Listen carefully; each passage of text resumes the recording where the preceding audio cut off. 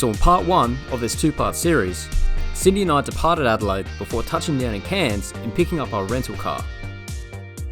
After visiting Crystal Cascades, we made our way into central Cairns and relaxed at our hotel before making our way out for dinner and a few drinks. The following morning, I was a little worse for wear from the night before. However, in true fashion, I pulled through to begin our day trip up north. Palm Cove was first up, and after, we drove on the Captain Cook Highway to Mossman Gorge before realising we needed more time to visit the site. Maybe to be at least an hour and a half minimum. So, unfortunately we're going to miss out on that one today, but hey, at least we've gone up to the Daintree and Cape Tribulation, so these things happen. After this little disappointment, we drove up to the Daintree River where we had a booking for a crocodile and wildlife sightseeing tour, which at this point was easily one of the highlights of the trip. After the river cruise, we catch up to where we left off in part 1. However, if you haven't seen that video, I highly recommend you check that video out before continuing on with this one. Alright, so we just got back in the car from going out on the Crocodile and wildlife cruise with Solar Whisper, and yeah, that was absolutely awesome. It's pretty cool. They have a little doggy, little Poochie that comes on the trip as well, and we saw, I'd say at least 5 or 6, 7 crocodiles. Yeah. Some big males, some females, and babies. We also saw snakes, birds. Definitely worth it because we only paid $50 for 2 of us. After leaving the Crocodile and wildlife cruise, it was time for us to cross over the Daintree River and head towards the Daintree Discovery Centre.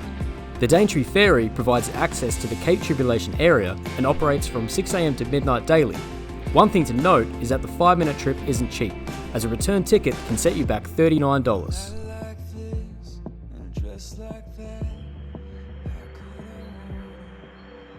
The Daintree covers an area of 1,200 square kilometres and is the largest tropical rainforest in Australia. It's continually evolved for over 130 million years, surviving through the ages and cataclysmic events similar to the crocodiles.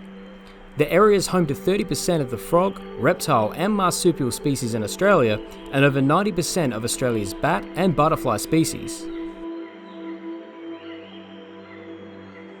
The Daintree Discovery Centre is a great place to get up close and personal with the forest. With multiple walking paths and a 125 metre long skywalk that stands 11 metres above the forest floor, the centre provides a unique perspective of the ancient forest. I want to tell you something. When I look on the road, that's okay, but if I look underneath my feet, I'm scared because it's too high. I didn't actually think of that. Yeah.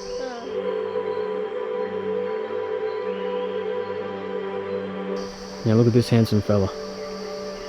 And check out them wings. Look at the fringe. Wow. So we're just coming up on this tree here. It's called a strangler fig tree. And it is over 500 years old.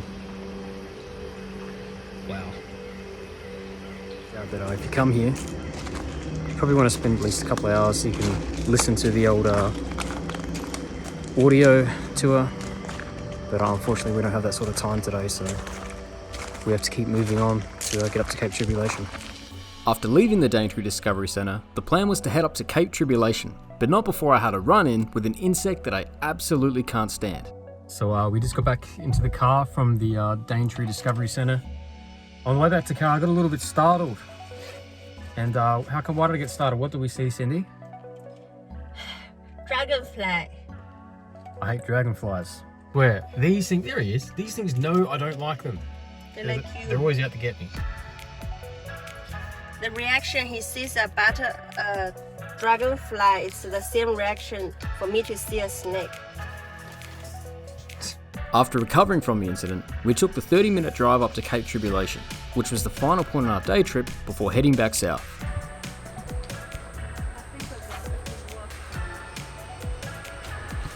What do you say, take our chances? But I'm scared. I'll run if I see something. Just bolt. Unfortunately for this section, I was paying more attention to the potential of crocs in the area and only filmed in portrait mode on my phone. After Cape Tribulation, we stopped in at the Daintree Ice Cream Company, where Cindy provided an in-depth review on one of the local favourites.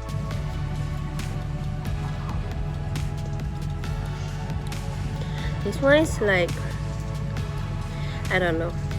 By this stage of the day, it was already late afternoon, and we were keen to get on with the 2.5 hour drive back to Cairns, as so we could take advantage of our complimentary drink vouchers.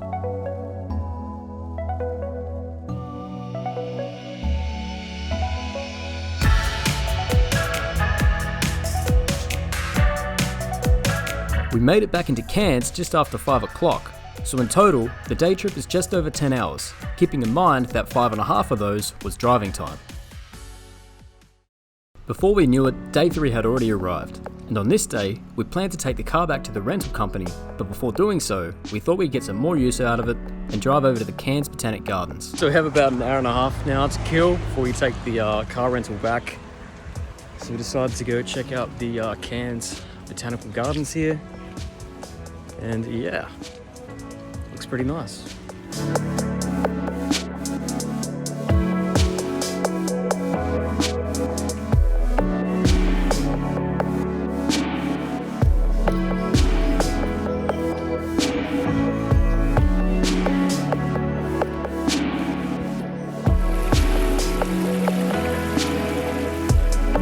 The Botanical Gardens was a relaxing stop on the trip, and it was amazing to see all the tropical plants that can grow in the area, and even for someone who wouldn't necessarily go to such a place on a holiday, I'd definitely recommend it. And unlike myself, if you're a fan of butterflies, the butterfly enclosure will be a nice stop to view the flapping pests and even let them land on you. I managed to survive the butterfly enclosure.